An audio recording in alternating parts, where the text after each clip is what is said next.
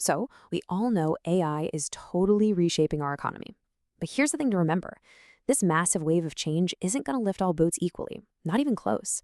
Some industries are going to ride this thing to incredible new heights, while others, well, they might just get washed away. So, let's dive in and try to figure out this new economic map together. All right, first up, let's just try to wrap our heads around the sheer scale of this thing. According to research from McKinsey, generative AI could unlock up to $4.4 trillion in value. And that's not a one-time thing, that's annually. This isn't just a minor tweak, it's a fundamental economic force being unleashed on the world. And it's not just happening in some small corner of the economy.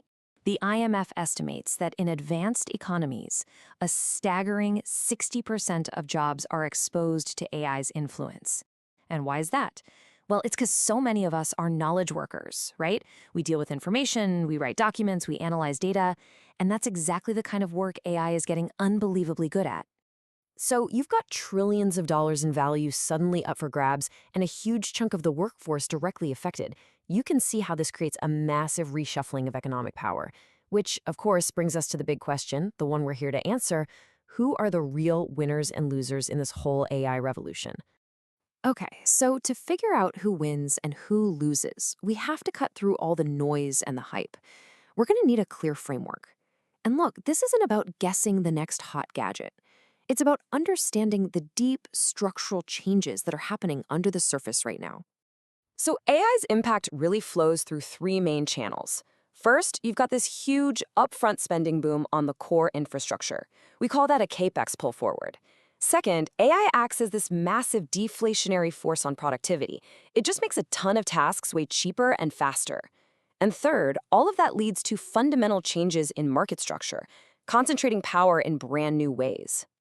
And this slide, it just lays out that new divide perfectly. You've got the winners on one side. They're the ones selling the essential infrastructure, the compute, power, or they're companies that already own critical data, workflows, and have that direct customer relationship. Then on the other side, you've got the businesses that are really feeling the pressure. Their whole model is based on selling routine brain power or just generic, commodity-like content. Let's start with that first group, the infrastructure boom. Honestly, this is the most straightforward category of winners. Just think of it like the old gold rushes. You know who really got rich? It wasn't always the miners. A lot of the time, it was the folks selling the picks, the shovels, the jeans, all the supplies. It's the exact same idea here. In fact, many people see this as the highest conviction way to invest in the AI boom. And it just makes sense, right? Because before anyone can even think about using AI to make their business more productive, they first have to buy the foundational technology. The spending on the picks and shovels comes first. So who's in this bucket? Well, we're talking about the absolute giants, the companies designing and making those specialized AI chips, the ones building out these massive data centers that need insane amounts of power and cooling, the networking gear that has to connect everything at lightning speed, and of course the huge hyperscaler cloud platforms that rent all this power out to the rest of us. All right, so moving beyond the ones building the engine, you've got the second group of winners.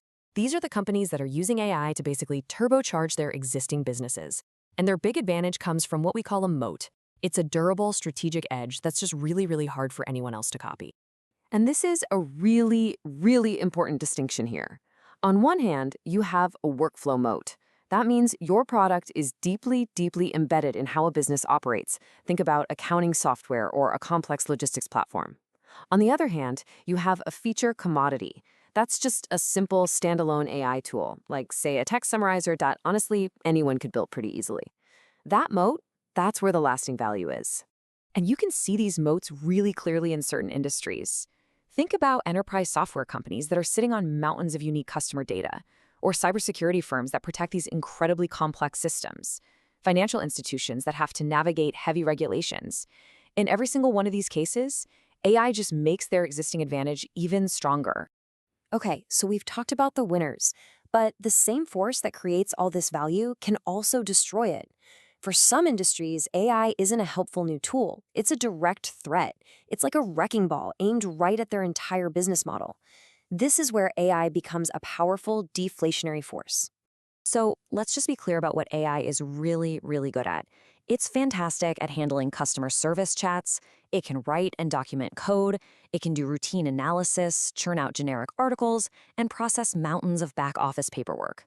Basically, all that stuff that used to take a ton of people and a ton of time. Now, take what we just said AI is good at and connect it to these business models right here. What is the core product of a call center? It's customer service. What do many IT service firms sell? Hours of routine coding. A content farm. Commodity content. You see where this is going? AI isn't just competing with them, it's attacking the very thing they sell, putting enormous pressure on their prices. So, now that we've looked at the winners and the companies that are really feeling the pressure, let's bring it all together. We can boil all of this down to a simple scorecard you can use to navigate this new AI-driven economy. And here it is, the AI scorecard. It couldn't be clearer. On the left side, you've got the themes that are really benefiting from AI, the infrastructure builders, the software companies with deep, specific knowledge, cybersecurity, large-scale retail. Then on the right, you see the themes facing major headwinds, businesses built on routine labor, commodity content, and software that's really just a thin feature without a real moat.